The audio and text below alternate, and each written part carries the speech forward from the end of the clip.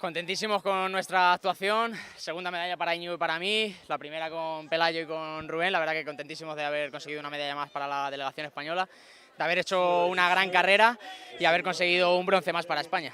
Individualmente veníamos 4 personas que este año hemos estado rindiendo a un muy buen nivel, pero teníamos pocas sesiones juntos, poco entrenamiento encima y creo que eso pues se ha notado un poco al enfrentarnos a K4 que llevaban ya mucho tiempo montando juntos. Súper contento, la segunda medalla, la verdad que ha sido un fin de semana, un mundial estelar y bueno, pues súper contento de volver a subir el podio con nuevos compañeros como Pelayo y Rubén, la primera vez que remamos juntos, con muy poco entrenamiento, pero nos subimos al cajón, así que súper contentos. Con compañeros como estos las cosas son mucho más fáciles, ¿no? Y bueno, era un barco que no teníamos mucho entreno, pero ya viendo las máquinas que teníamos en el barco era muy fácil hacer un resultado así que así fue. Es una manera impresionante de cerrar la temporada, estoy muy feliz, muy contento de poder conseguir este bronce en un campeonato del mundo absoluto y más junto a estos compañeros que lo ponen mucho más fácil y muy contento. Bueno, la regata ha sido muy dura con el viento de cara, aún así hicimos nuestra competición,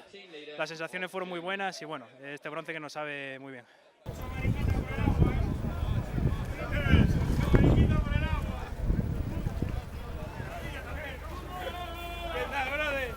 Muy bueno.